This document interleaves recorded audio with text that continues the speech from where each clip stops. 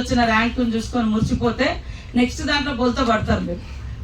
మాకు అన్ని తెలుసులే అనేది వచ్చింది అనుకోండి, ఖచ్చితంగా కింద పడిపోతారు. ఎప్పుడు అది ఉండద్దు. సముద్రం అంత పెద్ద, అంటే సముద్రంలో ఆవగింజంత, దాంట్లో కూడా ఇంకా చాలా 1% మనం నేర్చుకున్న జ్ఞానం. ప్రపంచం చాలా పెద్దది, అందుకోసం ఎప్పుడు నేర్చుకుంటూనే ఉండాలి. మీరు బస్సులో ఎక్కినా కూడా ఒక బుక్ పట్టుకోండి, అలా ఏముంది, ఏం నాలెడ్జ్, పేపర్ చదవండి, ఏదైనా కూడా కొత్తదనం ఉంటుంది. రేపు మీకు ఏదైనా కాంపిటీషన్ ఎగ్జామ్స్కి పోయినప్పుడు కూడా మీరు ఇప్పుడు పోతూ చదువుకున్న అంశం మీకు గుర్తుకొస్తుంది. సో అట్లాంటివి కూడా జనరల్ నాలెడ్జ్ మీద కూడా కాన్సన్ట్రేట్ చేయండి.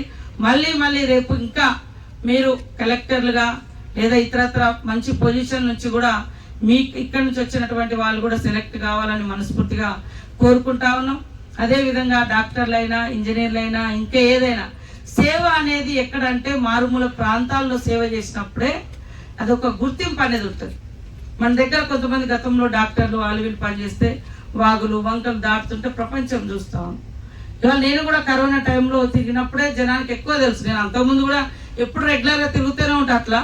కాకపోతే కరోనా టైంలో సమాజం అంతా ఇళ్ళల్లో ఉంది కాబట్టి అందరు చూడగలిగారు మమ్మల్ని, మేము చేసినవన్నీ. రోజు తిరుగుతూనే ఉంటాం. సో మీ డ్యూటీలలో మీరు మంచిగా సెటిల్ కావాలి, మంచి పేరు తీసుకొచ్చుకోవాలి, సమాజంలో బాగుండాలి. తల్లిదండ్రులు కూడా పిల్లలకు సమాజ బాధ్యతలు కూడా నేర్పాలి. గురువర్యులు కూడా ఒక కుటుంబ బాధ్యతతో పాటు మన చుట్టూ ఉండే వాళ్ళని కూడా గౌరవించడం, ప్రేమించడం, వాళ్ళ కష్ట సుఖాల్లో కూడా భాగం పంచుకోవడం, పెద్దలను గౌరవించడం. మేము ఈ మధ్యకాలంలో హాస్పిటల్ చూస్తా అంటే డాక్టర్ ఉంటాడు, ఆ డాక్టర్ దాన్ని కట్టించిన పెద్ద డాక్టర్ రెస్పెక్ట్ చేస్తాడు. వీళ్ళు హాయ్ హాయ్ హాయ్ అని అనుకుంటారు. హాయ్ హాయ్ అనేది మన సంస్కారం కాదు. పెద్దవాళ్ళకి నమస్కారం పెట్టుకోవడం ఇది మన పురాతనం నుంచి. మీ బ్యాచ్మెంట్స్కి మీరు హాయ్ హాయ్ అనొచ్చు. నాకు అదే ఆశ్చర్యం అనిపిస్తుంది. వాళ్ళ డాక్టర్, వాళ్ళ ఓనర్ ఏమో పెద్ద డాక్టర్ గౌరవంగా వస్తారు. చిన్న పిల్లలు ఉంటారు పాపం, మార్క్స్ హైయెస్టే, కానీ బిహేవియర్ ఎట్లా బిహేవ్ చేయాలా అనేది తెలియదు. అందుకోసం అక్కడ మీరు ఫెయిల్ అవుతూ ఉంటారు.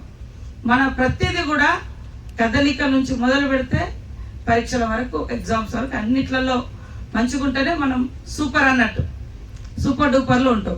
కాబట్టి ఎక్కడ పోయినా కూడా మార్కులు వచ్చినాయి కానీ కామన్ సెన్స్ లేదు వీళ్ళకు అనేది వస్తుంది. దాంతో మీరు ఎంత గొప్ప వాళ్ళైనా ఆ కామన్ సెన్స్ లేదు వీళ్ళకు అనేది కొట్టిపడేస్తుంది, మన మీద గౌరవాన్ని తీసేస్తుంది.